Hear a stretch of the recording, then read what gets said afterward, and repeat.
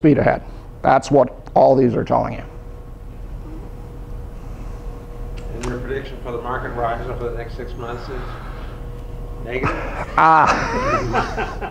I'm just telling you what the indicators say. That's what the indicators say. All right. Yes. I don't see anything that's stopping us from. Okay. So one thing none of these indicators will do ever is tell you about a crash of '87, a Russian debt crisis, planes flying into buildings, okay, etc. None of them are ever going to tell you that. Okay, that's just going to be a spurious event that occurs. Okay, these are all based on history, normal inertia of the economy and the market, and so on. So, all right, new subject. Dynamic max Sharpe and dynamic Sharpe parity. So what are these things? So let me give you some background. Over the last week or so, found some papers from UBS Switzerland, and they were written in Switzerland and then translated into English as best as I can tell, just because of some of the grammar and other things in there. And they were talking about a variety of ways of, given a multi-asset portfolio, for example, like the Faber 5 assets, US stock, foreign stocks, real estate, bonds, commodities, how do you balance that out? And how do you balance that out dynamically, i.e. it's not a static allocation, okay? And so they did this very nice paper that I'm going to try and cover relatively quickly. They start off with, here is their mix of assets. So the way to read this is US equity, Canadian equity. This is developed market, except for the US. That's emerging markets, US treasuries, other government bonds, pretty heavy. Well, if I'm in Switzerland, I don't know how much I care about the US Treasury. I might care a lot more about German bunds, for example, etc. Okay. Corporate bonds, commodities, real estate. This is kind of small, right? That's what they came up with, and no, I don't know why, okay? Other than, geez, it comes up with a pretty good benchmark number. Over the time period from essentially the beginning of '03 to December of 2011, which is when the paper was written, okay? You hit a 9.6% CAGR and a volatility of only 11%, okay? Now, the 1% daily volatility that we talk about a lot in here is to try and control things. Roughly, that's going to be 15% a year. So this actually has less volatility than that particular volatility target had. So UBS then said, okay, well, suppose I dynamically adjust all my weights. They do not time. They will never go 100% complete to cash. They depending on the algorithm they use, they may get very heavy in bonds, but they will never go 100% to cash. So they looked at a number of algs, and we'll talk about it. Think in this case, every month they make a decision. They look 3 months in the past to make that decision. So for example, if you're going to compute a gain or a Sharpe ratio or compute volatility or whatever, it's for the last 3 months, okay? They also looked at 6 and 12 months, but 3 months is the magic number they came up with. And then the last thing they do is they basically came up with a rule that said, regardless of what my equations tell me how much money I should have in one asset versus another, I'm never going to have, more than one asset having more than 50% of the weight. Okay, so they'll never get more than 50% in US treasuries or US stocks or European stocks or what have you. Okay, so now here's where the fun start begins. Okay, so let me tell you about the 6 numbers or 6 algorithms they use. There's the benchmark. That's this real dark line right here. Okay, that's the benchmark. That's what I just talked about. Okay. They also use the MinVar portfolio. All that is you combine through a bunch of really neat math. You combine all those assets and you come up with a mix that gives you the minimum volatility as measured by variance. Okay? That is this red line down here. Very, very calm and subdued, don't make a lot of money.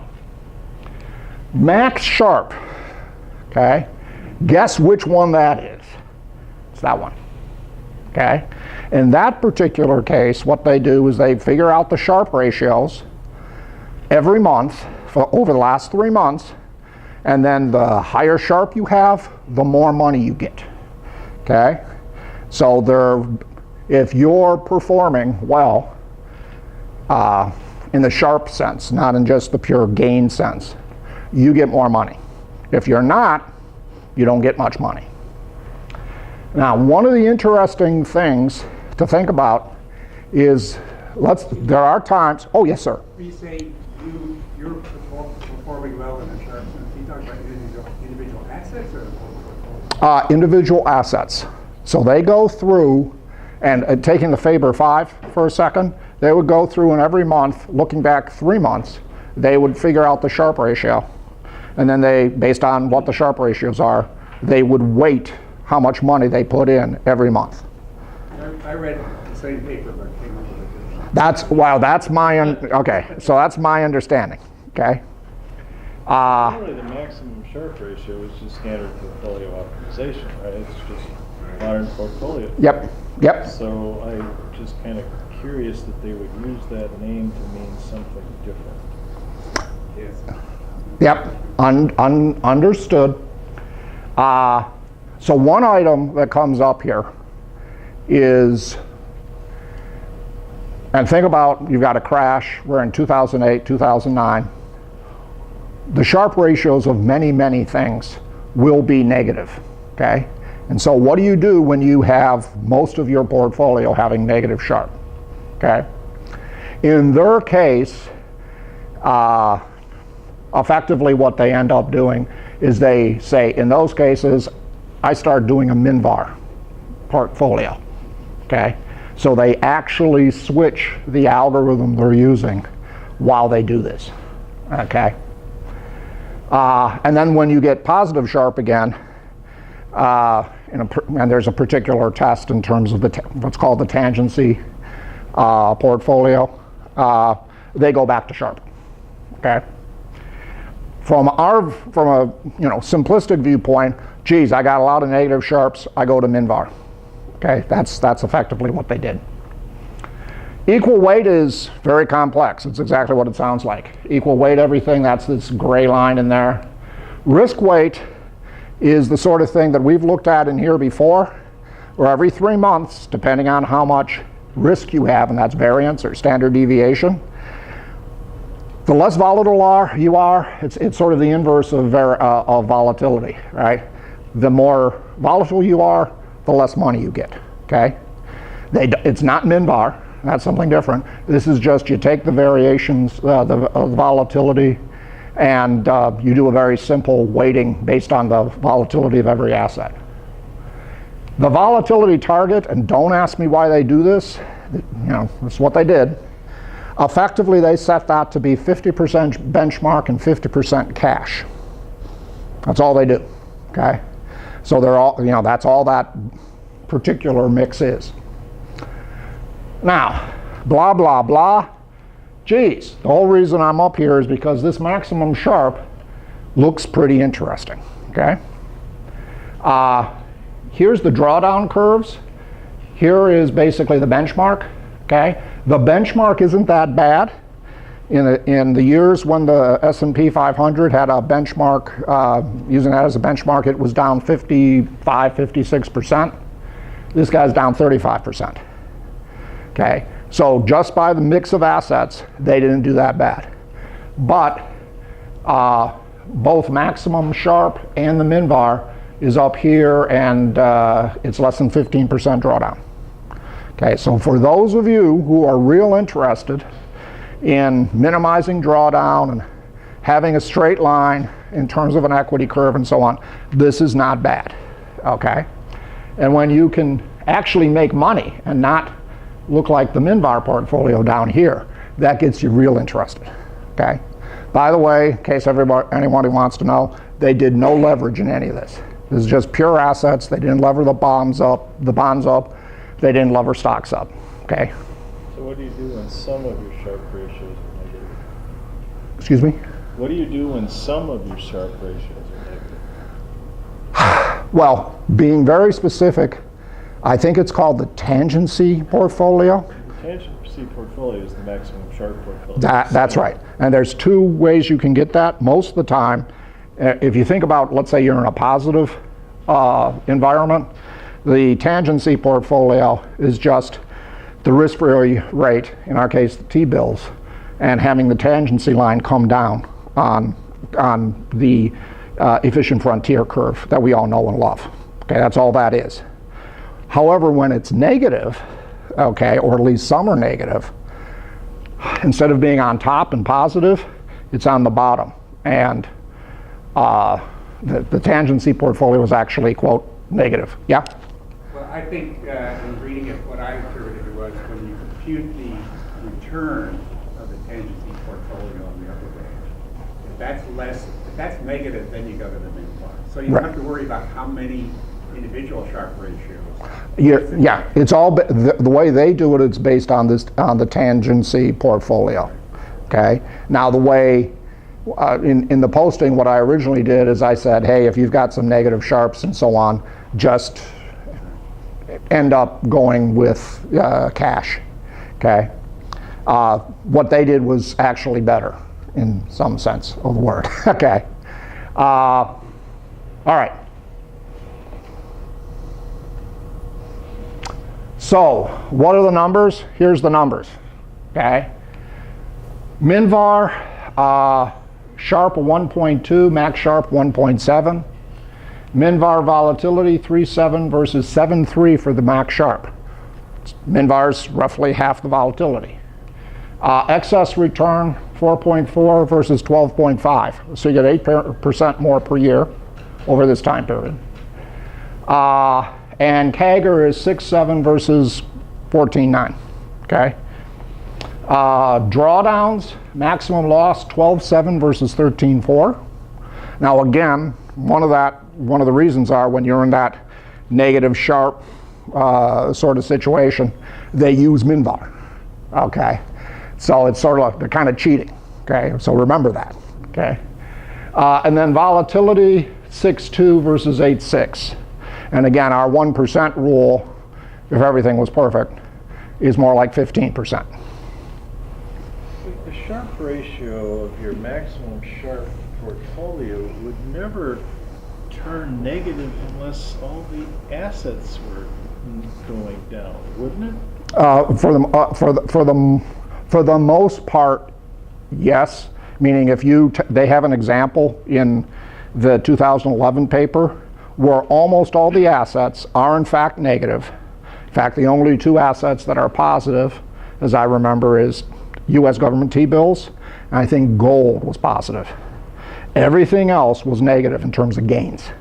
And so most of that efficient frontier actually was in the negative part of the world.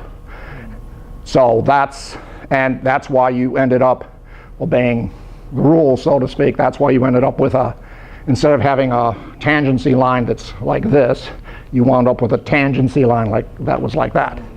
I think they're possibly misleading because if you draw the tangency line to the top portion of the parabola of the frontier, it's when that tangency point drops below the risk-free that it turns negative.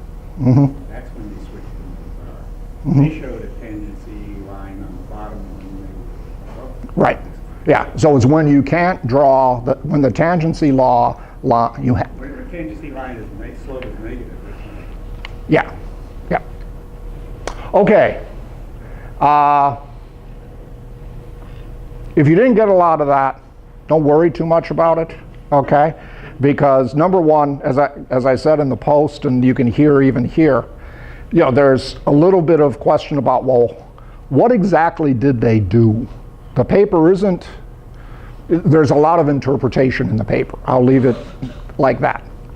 And if you're well versed in the capital markets, efficient frontier sort of world, everything we were just talking about makes sense.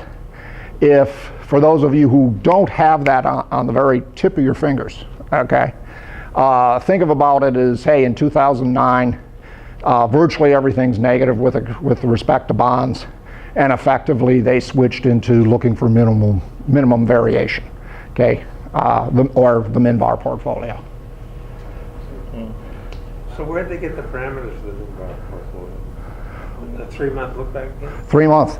As far as I can tell, with their base work, everything was 3 months. So they calculate correlation. They calculate the correlations, they calculate volatility, they calculate gain, everything on 3 months. Now they did take a look at longer periods, and we're getting to that. And the end result is they ended up using 3 months. How often do you optimize? Every month.